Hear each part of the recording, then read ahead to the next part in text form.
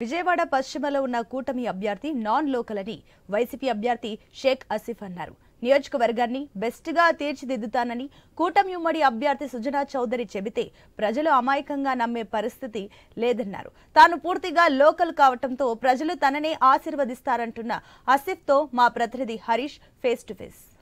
పశ్చిమ నియోజకవర్గంలో ఒకవైపు కూటమి అభ్యర్థి సుజనా చౌదరి భారీ ఎత్తున రంగంలో దిగినటువంటి నేపథ్యంలో ఇంకోవైపు అధికార పక్షం నుంచి వైఎస్ఆర్ కాంగ్రెస్ పార్టీ నుంచి మైనార్టీ వర్గం నుంచి ఆసిఫ్ రంగంలో దిగినటువంటి పరిస్థితి కనిపిస్తుంది. ఒక రకంగా రణరంగంగా ఉన్నటువంటి పశ్చిమ నియోజకవర్గ ఎన్నికలకు సంబంధించినంత వరకు కూడా పశ్చిమ అభ్యర్థి ఆసిఫ్ మనతో ఉన్నారు. సార్ చెప్పండి, ఇప్పుడు మీ ప్రత్యర్థి ఎవరైతే సుజనా చౌదరి ఆయన నాన్ లోకల్ అని చెప్పి మొదట్లో ప్రచారం జరిగింది, ఆయన నేను లోకల్ అని చెప్పి చెబుతున్నటువంటి పరిస్థితి, అలాంటి పరిస్థితులు ప్రజల్లోకి వెళ్ళేటువంటి పరిస్థితి ఉందా? ప్రజలు దాన్ని స్వీకరించేటువంటి పరిస్థితి ఉందా?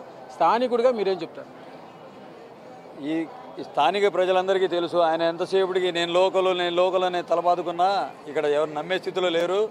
ఆసిఫ్ అనేవాడు లోకల్ అని చెప్పేసి అందరికీ తెలిసిన విషయమే, దాంట్లో సందేహం లేదు. ఆయన ఏదైనా మార్చుకొని ఇక్కడ నేనున్నానని చెప్పుకుంటున్నారేమో, కానీ ఈ ఎలక్షన్స్కి వచ్చేసి సుజనా చౌదరి గారు ఎన్ని సంవత్సరాల నుంచి ఇక్కడ ఉన్నారో ఈ యొక్క నియోజకవర్గ ప్రజలకి తెలుసు. ఆసిఫ్ ఎప్పుడు వైఎస్ఆర్ కాంగ్రెస్ పార్టీలో ఎన్ని బాధ్యతలు స్వీకరించాడు, ఎలా కార్పొరేటర్గా, చైర్మన్గా, ఇన్ఛార్జ్గా ఇక్కడ లోకల్ అని చెప్పేసి బలంగా నమ్ముతారు. అందరికీ తెలిసిన విషయమే ఇది. ఆయన చెప్పుకున్నంత మాత్రాన లోకల్ ఎలాగైపోతారో మీరే అర్థం చేసుకోవాలి. స్థానిక ప్రజలైతే బాగా అర్థం చేసుకున్నారు ఆయన లోకల్ కాదని చెప్పి, దాంట్లో సందేహమే లేదు. అంటే నీ కేంద్ర మంత్రిగా నేను చేశాను కాబట్టి కేంద్ర స్థాయిలో భారీ ప్రాజెక్ట్స్ కూడా చేశాను, డెవలప్మెంట్ కూడా చాలా చేశాను. ఇప్పుడు పశ్చిమ నియోజకవర్గానికి సంబంధించినంత వరకు కూడా ప్రధానమైనటువంటి మౌలిక సదుపాయాలు కానీ ఇతరత్రా ఉన్నటువంటి సమస్యలు కానీ పరిష్కరించడంలో కేంద్ర రాష్ట్ర ప్రభుత్వాలను అనుసంధానం చేసుకొని వెళ్ళడానికి సుజనా చౌదరి ఒక్కడే మార్గం అని చెప్పి కూడా ఆయన చెప్తున్నారు. దాన్ని మీరు అలా ఇప్పుడేదో వచ్చేసి నేను కేంద్ర మంత్రి చేశాను, నేనేదో ఒరగదీశానని చెప్పేసి ఆయన చెప్తున్నారు. కానీ పశ్చిమ నియోజకవర్గ ప్రజలకి ఏం చేశారో ఆయన చెప్పాలి. పశ్చిమ నియోజకవర్గ ప్రజలకి అసలు ఆయన ఫేసే తెలియదు. ఆయనకి ఫోటోల్లో చూడడం లేకపోతే టీవీల్లో చూడడమే తప్ప ఆయన అయితే అసలు ఎవరికీ తెలియదు అని చెప్తున్నారు. ఆయన ఎవరో కూడా మాకు తెలియదు, మేము ఇప్పుడు దాకా చూడలేదని చెప్తున్నారు. కానీ నేను కేంద్ర మంత్రిగా నేను అది చేశాను ఇది చేశాను ఆయన చెప్పుకోవడమే, కానీ ఒక ఎమ్మెల్యేగా ఒక ఎంపీగా ఆయన ప్రజాక్షేత్రంలో గెలిచిన వ్యక్తి కాదు. ఆయన ఏదో ఒక కేంద్ర మంత్రిగా లేకపోతే రాజ్యసభ సభ్యుడిగా ఆయన ఉన్నారే తప్ప ఇక్కడ ప్రజల్లోకి వచ్చి ప్రజా సమస్యలు తెలుసుకొని ప్రజల్లో మమేకమయ్యి ఏ ఒక్క పని కూడా ఆయన చేయలేదు, ఏ ఒక్క సంక్షేమానికి నోచుకోలేదు, ఏ ఒక్క అభివృద్ధిలో కూడా ఆయన లేడు. ఆయన చెప్పుకున్నంత మాత్రాన నేను కేంద్రంలో చక్రం తిప్పేశాను, నేనేదో కేంద్రం మంత్రిగా ఉండి నేనేదో చేసేసాను చెప్తున్నారంటే అన్నీ అబద్ధాలే. అవి నేను చెప్పడం కాదు, ఈ రాష్ట్ర ప్రజలందరికీ తెలిసిన విషయమే. అంటే ఆయన కేంద్ర స్థాయిలో పనిచేశారు, ఢిల్లీ స్థాయిలో పనిచేశారు కాబట్టి నియోజకవర్గం పశ్చిమ నియోజకవర్గం పైన కూడా తనకు అవగాహన ఉంది. పూర్తిగా స్థానికులు తనను ఆదరిస్తారు, ఓటింగ్ కూడా తన వైపే ఉంటుంది. కూటమి 3 పార్టీలకు సంబంధించినటువంటి కూటమి కూడా కలిసి వచ్చింది కాబట్టి తనకు పాజిటివ్ వాతావరణం ఉందని కూడా చెప్తున్నారు. మీరు లోకల్గా స్థానికుడిగా మీరు దాన్ని ఏ విధంగా డిఫీట్ చేయబోతున్నారు? ఇప్పుడు కూటమి ఏర్పడి జనసేన కానివ్వండి, బీజేపీ కానివ్వండి, లేకపోతే తెలుగుదేశం కానివ్వండి, గత కరోనా టైంలో వీళ్ళందరూ ఎక్కడున్నారు? కరోనా టైంలో వీళ్ళు వెళ్ళి వాళ్ళ ప్రాణాలకు హైదరాబాద్ తలదాచుకున్నారు. ఈరోజు వచ్చేసి మేము ప్రజల్లో ఉన్నాము, నిత్యం ప్రజలతోనే ఉన్నాం అని చెప్పేసి వాళ్ళు చెప్పుకుంటున్నారే తప్ప ప్రజలు చెప్పాలి. కరోనాకి భయపడి హైదరాబాద్లో తలదాచుకొని విలాసమైన భవనాల్లో ఉంటూ ఈరోజు ప్రజల్లో మేము ఉన్నామని చెప్పేసి మళ్ళీ ఎలక్షన్కి వచ్చేసి కూటమిగా ఏర్పడి వాళ్ళు ఏదో సాధిస్తాం అనుకుంటున్నారు. వాళ్ళ మాటలు నమ్మడానికి కానీ ఎవరు సిద్ధంగా లేరు. చంద్రబాబు నాయుడు గారికి పాలన చూశారు. మాయ జన్మభూమి కమిటీలు కానీ మాయ హామీలు ఇచ్చేసి ఏ ఒక్క హామీ నెరవేర్చలేదు. 98% హామీలు నెరవేర్చిన ఏకైక పార్టీ ఏదైనా ఉందంటే వైఎస్ఆర్ కాంగ్రెస్ పార్టీ. మేము చేసిన అభివృద్ధి సంక్షేమంతో మేము ముందుకెళ్తాం. దేవుడు దీవెనలు ప్రజల ఆశీస్సులు మాకున్నాయి. తప్పకుండా భారీ మెజార్టీతో గెలుస్తానని చెప్పేసి ఈ మీడియా సందర్భంగా తెలియజేసుకుంటున్నాను. రాజధానికి సంబంధించి ఇప్పటివరకు రాజధాని కూడా లేకుండా పోయింది. రాజధాని విషయంలో కూడా ప్రభుత్వం తగిన చర్యలు తీసుకోలేదు. రాజధాని ప్రాంతంలో తనకు భూములు కూడా లేవని చెప్పి కూడా సుజనా చౌదరి చెప్తున్నారు. దీన్ని ఎలా చూస్తారు? రాజధానిని ఎలాగా నీరుగార్చే రాజధాని చేశారో అందరికీ తెలిసిన విషయమే. ఒక రాజధానిని కానివ్వండి, పోలవరంని కానివ్వండి ఒక ఏటీఎం లాగా వాడుకున్నారని మేము చెప్పలేదు, నరేంద్ర మోడీ గారే చెప్పారు. సాక్షాత్తు ప్రధానమంత్రి గారే చెప్పారు. చంద్రబాబు నాయుడు ఒక ఏటీఎం లాగా వాడుకున్నాడు రాజధాని. చిన్నపాటి వర్షానికి నీరు గారిపోయే రాజధాని. ఆ రాజధానికి ఆయన చెప్పిన లెక్కల ప్రకారం అయితే తాత్కాలిక రాజధాని కాదు, పర్మనెంట్ రాజధాని తయారైపోయేది. అదే హైదరాబాద్లో మన చంద్రశేఖర్ గారు కట్టారు, కేసీఆర్ గారు కట్టారు. ఈ సచివాలయం కట్టారు, మళ్ళీ ఇక్కడ ఈయన అదే డబ్బులు దానికంటే ఎక్కువ డబ్బులు ఖర్చు పెట్టేశానని చెప్పేసి కేవలం రాజధాని పేరు చెప్పుకొని వాళ్ళు దందా చేసుకున్నారు, అక్కడ భూ కబ్జా చేసుకున్నారు, పొలాలు కబ్జా చేసుకున్నారే తప్ప వాళ్ళు రాజధానికి చేసిందంటూ ఏమీ లేదు. రాజధాని పేరు పెట్టుకొని వాళ్ళ జేబులు నింపుకున్నారు, వాళ్ళందరూ బాగుపడ్డారు అంతే. రాజధాని విషయంలో భూములు కొనుగోలుకు సంబంధించి జరిగినటువంటి అవకాశాలు తనకు ప్రమేయం లేదు, తనకు అసలు భూములే లేవని చెప్తున్నారు. వైఎస్ఆర్ కాంగ్రెస్ పార్టీ గతంలోనే చెప్పింది అనేక భూ అక్రమాలు జరిగాయని. దీన్ని ఎలా చూడాలి? ఇప్పుడు దోచుకున్నాడు దోచుకున్నానని చెప్తాడా? దొంగే దొంగ దొంగ అన్నట్టు చందనంగా ఉంది. తప్పకుండా మేము చెప్పినా చెప్పకపోయినా అది ఉన్న నిజాలు అవన్నీ. రాజధాని భూములు ఒక రాజధాని కట్టడానికి ఎన్ని ఎకరాలు కావాలో ప్రతి ఒక్కరికి తెలిసిన విషయమే. మళ్ళీ ఎన్ని వందల వేల ఎకరాలు ఎలా దోచుకున్నారో అందరికీ తెలిసిన విషయమే. కాకపోతే ఆయన చెప్పిన మాటలు, ఆయన పవన్ కళ్యాణ్ కానీ ఆయన కానీ బీజేపీ చెప్పిన మాటలు నమ్మడానికి ఎవరు సిద్ధంగా లేరు. బీజేపీ మతతత్వ పార్టీ.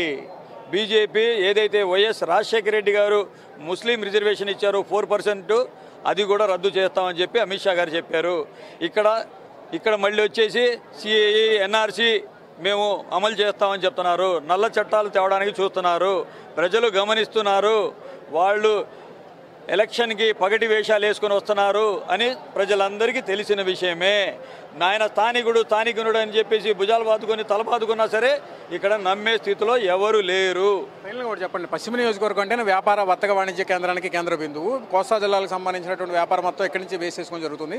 ఈ వ్యాపారుల సమస్యలు కూడా దశాబ్దాలకు పెండింగ్లోనే ఎవరు పట్టించుకోలేదు కాబట్టి వాటిని నేను పరిష్కరిస్తాను.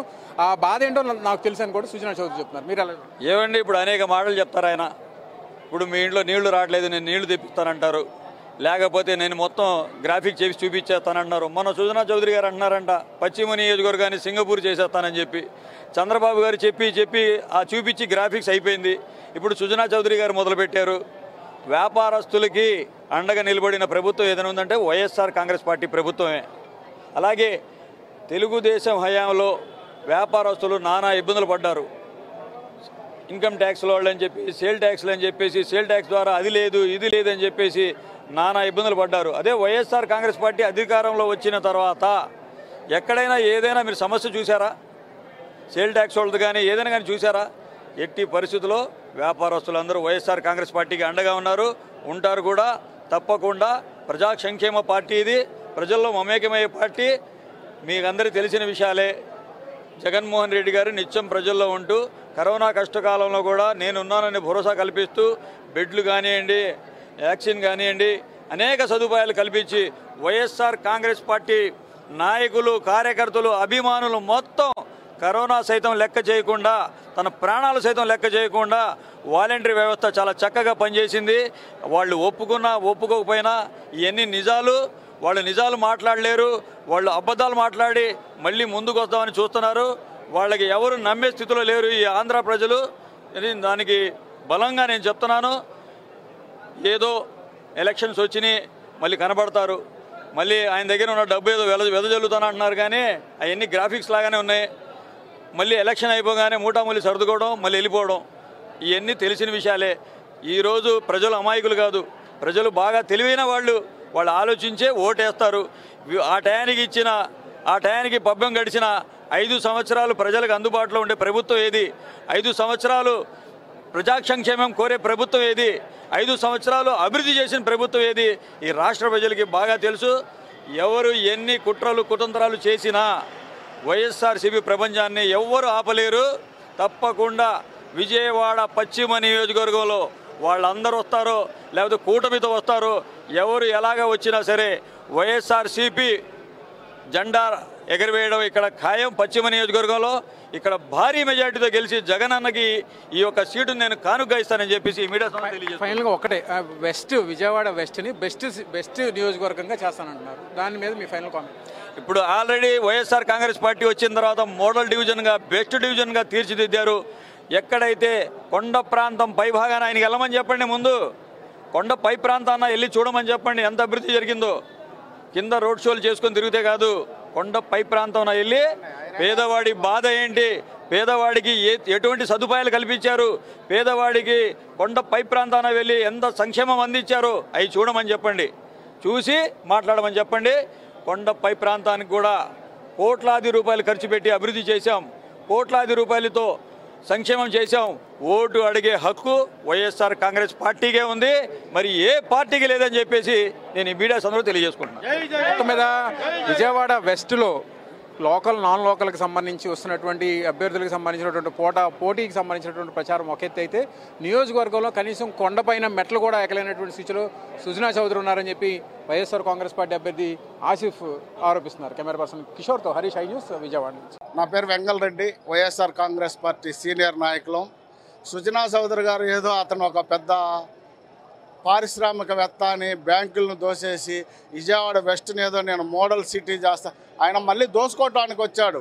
కృష్ణా రివర్ ఉంది, ఇలాంటి రివర్లు వాళ్ళ మీద కన్నుపడ్డాయి. ఇలాంటి వాళ్ళని గెలిపిస్తే ఆ రివర్లను కూడా దోసుకొని పెద్ద పెద్ద స్టార్ హోటళ్ళు కట్టి ఆ సంపద అంతా దోసుకోవటానికి వచ్చాడు. కానీ విజయవాడ కాన్స్టిట్యున్సీ ఆల్రెడీ డెవలప్ అయింది, కావాలంటే చూసుకోండి.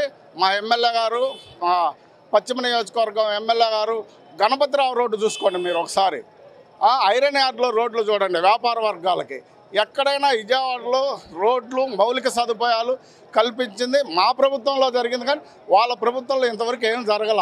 ఈయన వచ్చేది ఇలా గ్రాఫిక్స్ ఫిగర్లు చదివితే విజయవాడ వెస్ట్ ప్రజలు ఆయన నమ్మే స్థితిలో లేరు, ఎప్పుడు కూడా నమ్మము. విజయవాడ వెస్ట్ నియోజకవర్గం మా ఆసిఫ్ గారి గెలుపు నల్లేరు మీద నడకలాగా సాగిపోద్ది.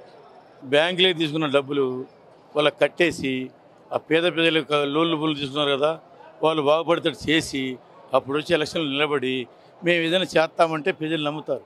ఆయనకు వేల కోట్లు అప్పులు ఎగ్గొట్టేసి ఈడకొచ్చి ఆ డబ్బులు కాపాడుకోవడానికి తెలుగుదేశం పార్టీలో బీజేపీ పార్టీలో ఉండి ఆయన బీజేపీ పార్టీలోకి ఎందుకు పోయాడు, డబ్బులు కాపాడుకోవడానికే పోయాడు. ఆ బీజేపీ కూడా ఎవరైతే అప్పులెగ్గదిగా పార్టీలోకి పోయారో వాళ్ళనే సపోర్ట్ చేస్తుంది. ఆయన వచ్చింది ఓన్లీ ఆయన డబ్బులు కాపాడుకోవడానికి మాత్రమే, ఇక్కడ ప్రజలకు ఏమి చేయడానికి కాదు. ఆయన ఇవాళ ఉంటే రేపు ఢిల్లీలో ఉంటాడు, రేపు ఢిల్లీలో ఉంటే ఎల్లుండి అమెరికాలో ఉంటాడు. ఆయనకు ఉండేవాడు కాదు, ప్రజల సమస్యలు ఆయనకు తెలియదు, ప్రజల గురించి ఆయన పట్టించుకునేవాడు కాదు. ప్రజలు అనే వాళ్ళకి ఆయన తెలియదు, అసలు ప్రజలతో ఆయన మమేకం లేదు, ఇప్పటికి లేదు, ఎప్పుడూ రాదు. ఆయనకు ఓటు వేయడం శుద్ధ దండగా. అది నేను నా అభిప్రాయం, ప్రజల అభిప్రాయం కూడా అది. ఆర్కే రెడ్డి అండి, మేము పశ్చిమ నియోజకవర్గంలో ఉన్నాం. ఇప్పుడు ఇక్కడ నిలబడిన వ్యక్తి పక్కా లోకల్ అండి, షేక్ ఆసిఫ్ గారు. అయితే ఇప్పుడు మీరు అడిగిన దానికి ఆన్సర్ ఏంటంటే వెస్ట్ బెస్ట్ అంటే అది కరెక్టేనండి. ఎందుకంటే ఒకప్పుడు ఇదే వెస్ట్లోని వెల్లంపల్లి శ్రేణి గారు చేశారు. అప్పుడు ఒక విధంగా చెప్పాలంటే ఈ రోడ్లన్నీ కూడా చాలా వరకు ఈ ఏరియానే కాదు, కొన్ని ఏరియాల్లో నడవడానికి కూడా నీళ్లు కనీసం ముడుకుల వరకు ఉండే అలాంటి ఏరియాని ఈరోజు జగనన్న వచ్చాక ఆ రోజుల్లో వెల్లంపల్లి శ్రేణి గారు నిజంగా చెప్పండి మంచి సీసీ రోడ్లు అన్నీ ఏర్పాటు చేస్తుంటే అది జగనన్న దయ కనుక ఈసారి మాత్రం ఎక్కువ మెజార్టీతో మేము షేక్ ఆసిఫ్ గారిని పశ్చిమ నియోజకవర్గంలో మళ్ళా వైసీపీ జెండాని రెపరెపలాడిస్తాము. ఇకపోతే మీరు అడిగారు సుజనా చౌదరి గారు, ఆయన ఎవరండి? ఇక్కడ ఏమైనా స్థానికుడా? ఇక్కడ అసలు ఇక్కడ వ్యక్తి కూడా కాదు, ఇక్కడ తను ఓటు వేసే అర్హత కూడా లేని వ్యక్తి, ఆధార్ కార్డు కూడా ఇక్కడ లేదు తనకి. ఆయన ఎక్కడో ఢిల్లీలో ఉంటాడు, ఆయన వచ్చి చెప్పే మాటలు మేము ఇక్కడ వినాల్సిన అవసరం మాకు లేదు. కనుక జై జగన్, జై జగన్.